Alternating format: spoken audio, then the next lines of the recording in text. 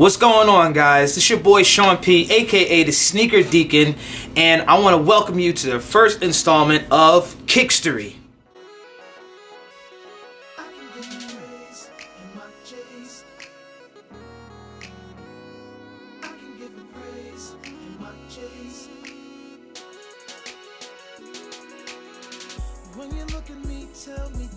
KickStory is just something that I decided to do because as a dad, as a husband, as a teacher, as a minister of music, and as just like someone who is always busy, you have to find time for yourself. If you don't find time for yourself and do the things that you want to do, you're going to go crazy. I love my family, but some things I need just for me, just so that I have my own sanity.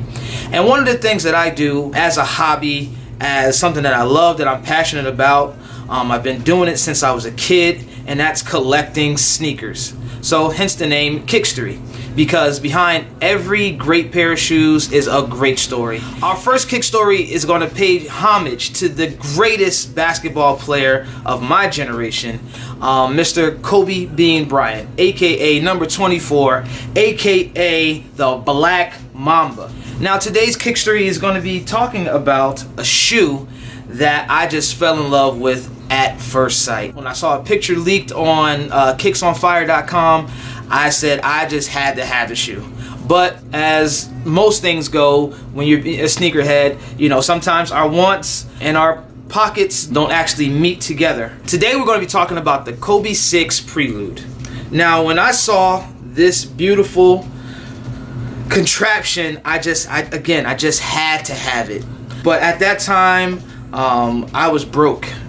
We had just had a baby, and we were trying to figure out a way to move. At that time, I was only allowed to buy one pair of sneakers a month, and I had already bought my pair. I was sick because I didn't have the money to get it. They only sold it in one mall, which was, you know, like 2 hours away from where we were living, and I just didn't want to make all that fuss to go over for a pair of shoes. You know, usually when I have to make a lot of fuss over something, I'm usually just out. I'm just like, forget it, I don't care, I don't need it. So yeah, I passed on them, and the year went on. At my school, we were hosting a high school, and these kids, they came over to volunteer, and one of the students had these babies on, and when I saw them, I became insanely jealous because it was the first time I'd seen them on foot in person, and I just got so jealous. I was just like, yo, this kid is in high school, why does he have flyer sneakers than me?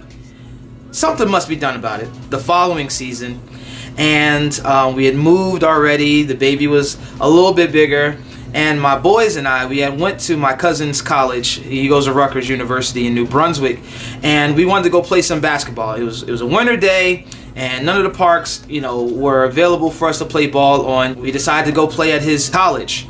Now the only thing is when we got to the rec center, we found out that they weren't allowing any minors to play because of, you know, liability reasons and whatnot. So we were just like, all right, we're all here, what are we going to do? We were in Highland Park, New Jersey, and that's where Sold Out NYC is located.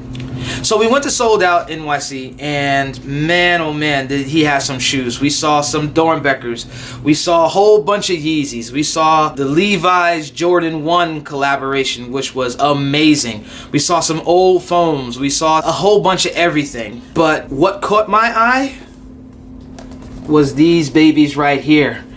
When I saw them, my heart kind of like skipped a beat a little bit. I was just like, oh my God, you have them. But then, you know, like most boutique stores, they only usually have one or two pair, and it's usually, you know, some small foot size. But as you can tell, since I'm holding this shoe in my hand, these shoes were my size. So I tried these babies on, and I said, give them to me. But I didn't ask how much they were. Now these were retailed at $200 a pop, which is not bad. I mean, you know, retros cost about $190 depending on how special the shoe is. Foams cost around, you know, $220 to $250 depending on how special the shoe is. So this is around the range, you know, retail. But of course, as you know, the resale market is crazy. I think that is destroying the game, but big ups to those people who are actually, you know, getting money doing those things. When he told me the price, it was $650 for these pair. And this is at the time when this shoe was at its peak value. Right now you could probably get them for around, you know, if it's DS, you could probably get them for like 3 or 4. But I was not paying $600 for them. I started to put on my best realtor voice, you know, when they do it on the Property Brothers. Well, this property has been on the market for 6 months right now, and it hasn't sold. They haven't gotten anybody, so I believe we could bring them down. So I asked him, how long did you have the shoe, man? He said, I've had the shoe for about 6 months now. And I was like, nobody bought it? He's like, nobody bought it. I was like, yo, bro, I can give you 500 right now. I'll give you 500. So he's like, well, you know, he started spinning on. So I stood real firm on. After some negotiating, he came all the way down to 500. And at that time, that was like, you know, pretty much the market value for the shoe at the time. So, you know, I was on board, the seller was on board, now I just had to get Nakia on board. So I called her, like, hey boo, remember them Kobe's that I wanted? She was like, kind of, you want every Kobe? And I was like, yo, stop talking about me like that. And then she was just like, how much are they? And I was like, they cost some money. I was really scared to tell her how much these shoes were because I was afraid she was gonna say no. I told her how much she was and she was just like, you sure? And I was like, yeah.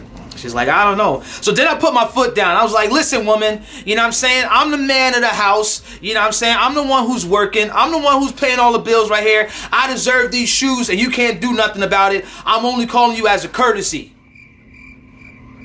Nah, I didn't say that either. And after about 5 minutes, just talking to her on the phone, sweet talking to her, promising her this, promising her that, she came around and she okayed the shoe. I took them home with me that day.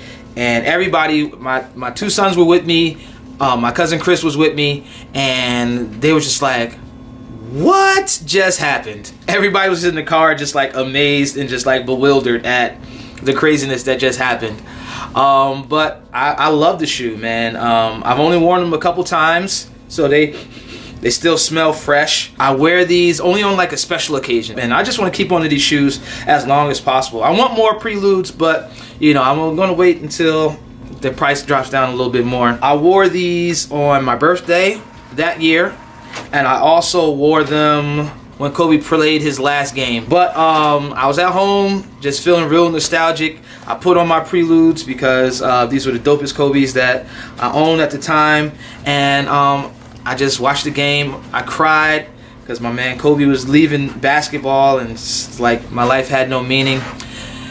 And yeah, man, so that's today's KickStory. Be sure to subscribe and to like and drop me some comments on what you thought about the show. I'm going to be doing pickups. I'm going to be doing a whole bunch of different things. I hope you guys enjoyed it. See you next time, and just remember, behind every great shoe is a great story. What's your KickStory? Peace.